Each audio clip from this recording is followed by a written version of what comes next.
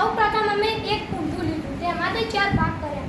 તેમાંથી એક ભાગમાં વચ્ચે કાણું પાડ્યું ગયું. પછી અમે એક મોટર લાવ્યા. મોટરના આગળ પંખો જોડીને પાવરને 2 વાયર જોડ્યા. તમે પાવર જ્યારે અડાડો અને સ્વિચ ચાલુ કરો ત્યારે કુલર ચાલુ થાય છે.